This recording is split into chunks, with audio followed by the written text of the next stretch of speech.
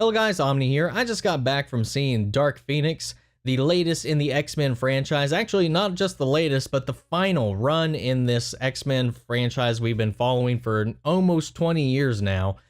And it's coming to a close with this film. Now, going into this movie, I've already seen a lot of people saying that it's not that great, giving it terrible reviews, saying I've even heard one person in their review say that this movie was the worst in the franchise, even worse than the X-Men Last Stand. And I personally have to disagree. Is this the best X-Men film? No. Is it the worst X-Men film? Not to me. I went into this sitting in the trailers, having these voices in the back of my head from what I've read going into this, the news surrounding the film going into it. I was sitting there as the trailers were playing for the movie, and I was like, all right, I've already heard things. I already know things going into this movie. I'm going to do my best to tune all that out and just give myself to this movie. What is this movie telling me? How is this movie performing? And the X-Men franchise, especially after Days of Future Past, has already kind of distanced itself from having an adamant, concrete continuity. So I was willing to give it the complete benefit of the doubt going into this, and I'm going to say I liked it. I do not think this is the worst X-Men film. Like I said, it's not the best one, but I had a good time watching it. It's a very character-driven movie. This focuses much more on Jean than it has in the past. The only thing I think it suffers from is that Jean and a lot of our core characters have only had one other movie to be introduced to us in. Most of the team right now was introduced in X-Men Apocalypse, and I don't feel like we really got to know some of these characters, but the movie expects us to already have that kind of engagement with them. There's a 10-year time skip between, about 10 years, about a 10-year time skip between Apocalypse and when this movie takes place. And you feel that this team has grown together. We just, as an audience, just didn't get to see that.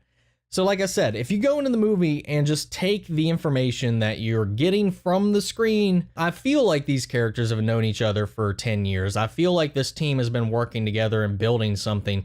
We come into this movie at the start where they are a working unit. They know how they all function. Jean and Cyclops' relationship has, progressed, and they are...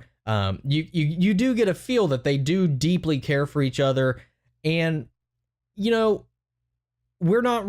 not meant to set up or waste any time setting those things up. What this movie is focused on is setting up the Phoenix Force, what that is, Jean, her past, and how the things that have happened to her that have been either out of her control or put onto her by people like Xavier, and how that affects her mind state when she's in this massive transitional state when she becomes exposed to this entity. Now, the Phoenix Force is from outer space. It is not just a persona given to her from some split personality like in the X3 Last Stand, which is more faithful to how it is in the comics. They actually kind of do a little bit of a blend of it. Even as a young age, before she was inflicted with the Phoenix Force, she had some issues controlling her emotions, and that comes into play in a lot of the tragedy behind the character and how that plays into her current mental state when a lot of that just comes back to the forefront. I don't think that's spoilers. I don't want to go into any major spoilers in this, so don't worry. I won't give away any heavy-hitting parts of the film, but I think everybody really brings a top-notch performance in this. Well, not everybody. Most of the cast brings a great performance to this. I think Nicholas Hoult does an amazing job. Michael Fassbender and James McAvoy, as always, I think are always giving it their all, no matter what the script is, no matter what it is. I can almost always guarantee that those two are going to give a great performance. Jennifer Lawrence is somewhere in a middle road here. She feels a little wonky at times with her delivery, but we know that she's really kind of been on her way out on this franchise as well, but I feel like she gave it a little bit more she did in the last one. But Sophie Turner sells this movie. I thoroughly think her performance throughout this movie is the best, and she's really grown as an actress, having followed her from Game of Thrones season 1 all the way to where she is now. she really got the chance to shine and stand on her own in this movie, definitely much more than she did in Apocalypse. And I really enjoyed that. Now, some weak performances, Storm, given she didn't have that many lines in the movie, it really felt a little wooden for me whenever she was performing. Cyclops just is never the most charismatic or interesting character, but he does get a lot more to do in this movie, and I definitely appreciated that. Cyclops doesn't have a lot of depth to him, even in the comics, until you get into his later years, where he kind of goes down this road that we won't get into. Besides, these movies aren't even going to touch on it, so I'm not going to waste time talking about what could have been. There's a couple of moments and choices in this. I think the script is the where things kind of falter along a little bit, because I think the script is carried mostly by the caliber of actors that are in this movie, and there's still, no matter what you do, there's still some dialogue that I really think should have been changed. It's mostly Sophie Turner's dialogue, and you see the same thing in the trailers where she's like, "It feels good. I feel good." I was like, I really would have liked some different synonyms for good to come out in this, because it just feels really lazy and weird when that's like the only way she knows how to describe herself throughout the movie. It only happens maybe 3 or 4 times, but it's almost like it's echoing. However, this movie, I think a lot of the action set pieces really worked. I think a lot of the tension really built, and I think that had this franchise continued, maybe we would have seen a different kind of X-Men world.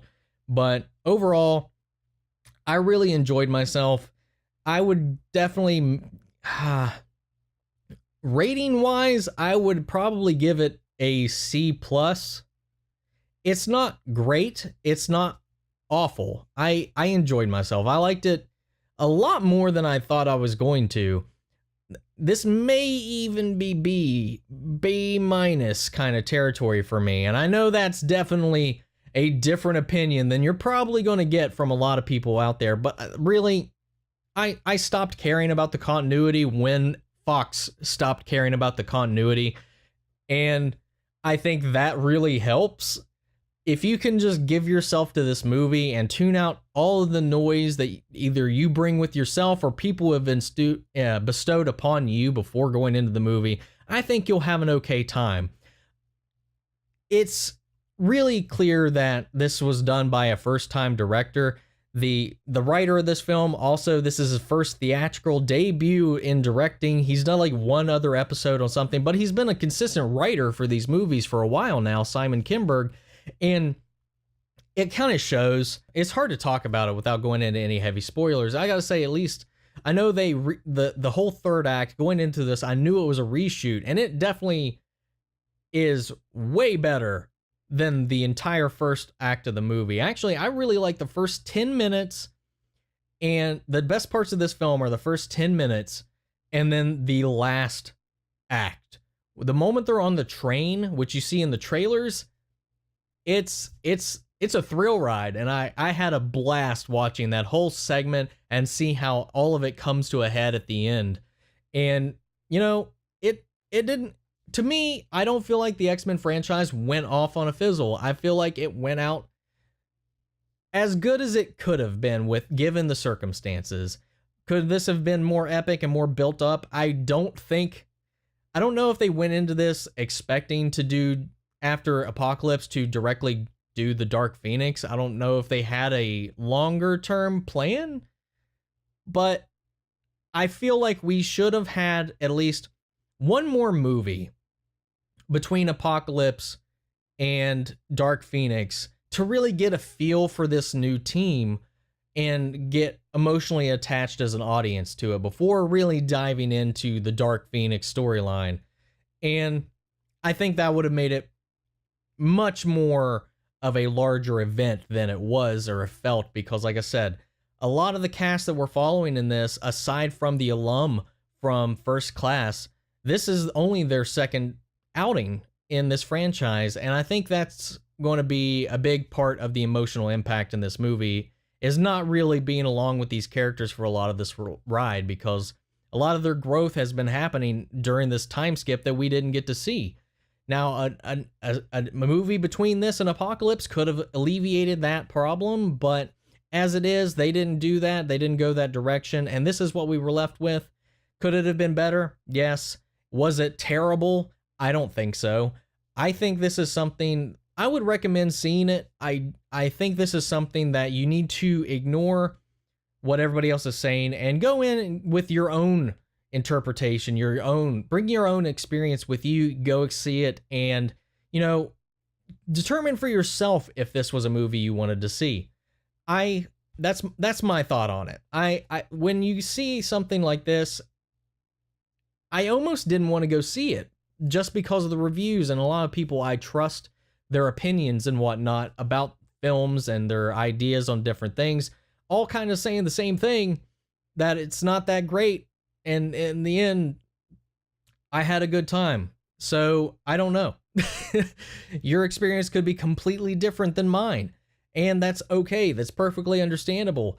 And, you know, there's not really much more else I can expand on in this without really diving into spoilers. And on this channel, I really kind of try to avoid that. So for now, I'm going to go ahead and leave this to you guys. I'm going to pass this off to you. If you've seen the film, leave your thoughts in the comments down below. If you're not intending to see the movie, let me know down in the comments why you're going to avoid it. We're going to be seeing different iterations of these characters a couple years down the road in the MCU. We'll see if what they do. We'll see if Kevin Feige wants to take his stab at the Dark Phoenix storyline. I guarantee we'll get there eventually. And that'll be the third time on screen that we'll get that story. But yeah, leave your thoughts down in the comments below. Let me know what you thought. And if you like this video and you want to support the channel, please hit that like button for me. And if you disliked it, let me know down in the comments what you didn't like. And for now, I think that's it. What's next week? Next week, I think, is Child's Play and Toy Story.